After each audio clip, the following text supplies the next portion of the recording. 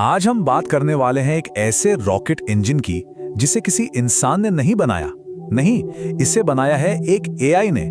और ये कोई मामूली इंजन नहीं है, ये तो इंजीनियरिंग के भविष्य की एक झलक है। तो चलिए देखते हैं कि आखिर ये है क्या भला। जरा इस चीज को देखिए, कितना कॉम्प्लेक्स है ना। पर सबसे हैरान करने वाली बात जानते हैं क्या है?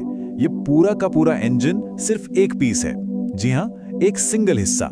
इसमें कोई जोड़ नहीं, कोई नट बोल्ट नहीं, बस पाइप लगाओ और चालू कर दो। इसे ही कहते हैं मोनोलिथिक डिजाइन। तो सवाल तो यही उठता है कि भाई इतनी अजीब, इतनी पेचीदा चीज बनाई किसने? इसका डिजाइन देखिए, कितना घुमावदार, कितना ऑर्गेनिक है। ऐसा लगता ही नहीं कि इसे किसी इंसान ने बनाया होगा। तो फिर इसे बनाया किसने? तो मिलिए इंसैनिटी एरोस्पाइक से। नाम सुना? इंसैनिटी मतलब पागलपन। और सच कहूं तो यह नाम इस पर एकदम फिट बैठता है। यह पूरा इंजन तांबे से 3D प्रिंट किया गया है और इसमें जो डिजाइन इस्तेमाल हुआ है वो है एरोस्पाइक डिजाइन। एक ऐसा डिजाइन जिसे बनाना और ठंडा रखना इंजीनियर्स लगभग नामुमकिन मानते आए। अब एक कमाल की बात सुनिए, इस इंजन का जो एग्जॉस्ट है वो इतना गर्म है कि स्टील को भी पिघला दे, लेकिन उसी वक्त इसकी जो बाहरी दीवार है वो बर्फ की तरह ठंडी रहती है। कैसे? इसे कहते हैं रीजेनरेटिव कूलिंग। मतलब होता यह है कि इंजन की दीवारों के अंदर ना बहुत पतली पतली नलियां बनी होती हैं। उन्हीं नलियों से रॉकेट का ठंडा फ्यूल गुजरता है और सारी की सारी गर्मी सोख लेता है। कमाल है। तो वापस आते हैं अपने सवाल पर, इसे बनाया किसने? क्या कोई बहुत बड़ी एरोस्पेस कंपनी है? NASA, SpaceX? नहीं, बिल्कुल नहीं। इसे बनाया है एक सॉफ्टवेयर कंपनी ने। हाँ, आपने सही सुना, एक सॉफ्टवेयर कंपनी जिसका नाम है लीप 71। और इस कंपनी के पीछे दो जबरदस्त महिलाएं हैं। एक है लीना, जो एक सॉफ्टवेयर जीनियस हैं, और दूसरी हैं जोसेफीन, जो एरोस्पेस इंजीनियर रह चुकी हैं। और पता है कहां? फॉर्मूला 1 में। इन दोनों ने मिलकर कोई रॉकेट नहीं बनाया, नहीं, इन्होंने बनाया एक एआई दिमाग, एक एल्गोरिथम जिसका नाम है नोइरॉन। और ये नोइरॉन सिर्फ रॉकेट इंजन ही नहीं बल्कि ऑलमोस्ट कुछ भी डिजाइन कर सकता है। लेकिन एक मिनट, ये न्यूरॉन कोई आम एआई नहीं है।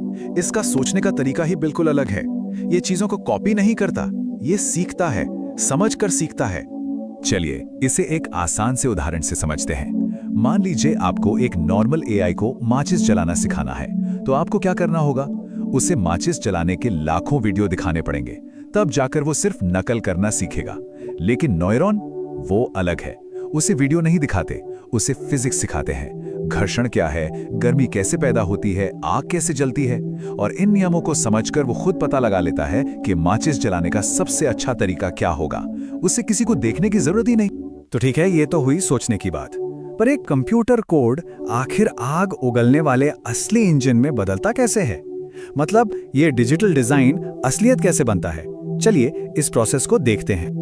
तो नोइरॉन ने चुना एरोस्पाइक डिजाइन। ये डिजाइन जो पुराने ट्रेडिशनल नोजल होते हैं उनसे कहीं ज्यादा एफिशिएंट है, लेकिन इसे बनाना भी उतना ही मुश्किल है।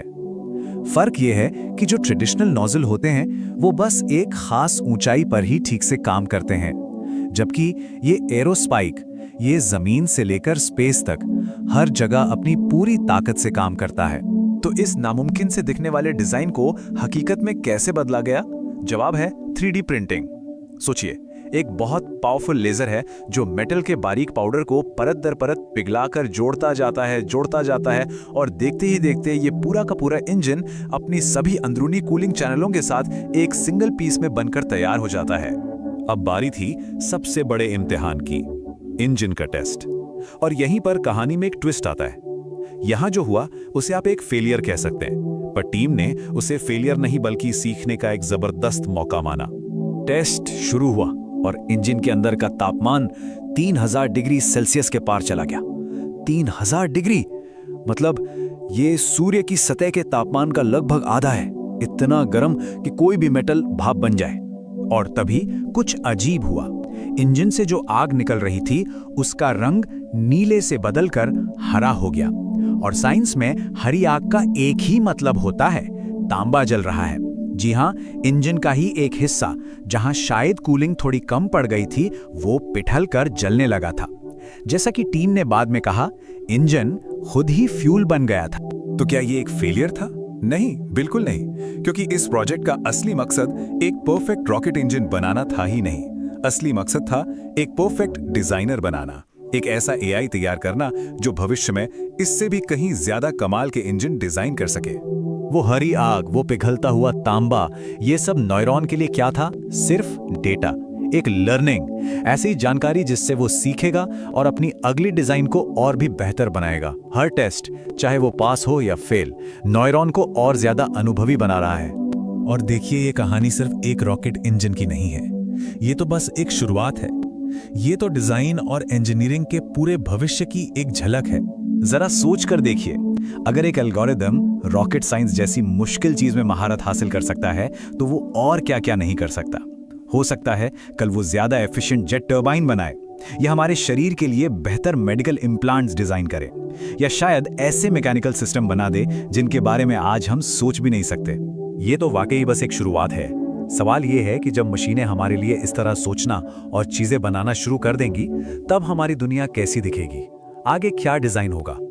ऐसे ही नवीनतम वीडियो के लिए चैनल को लाइक, शेयर और सब्सक्राइब करें।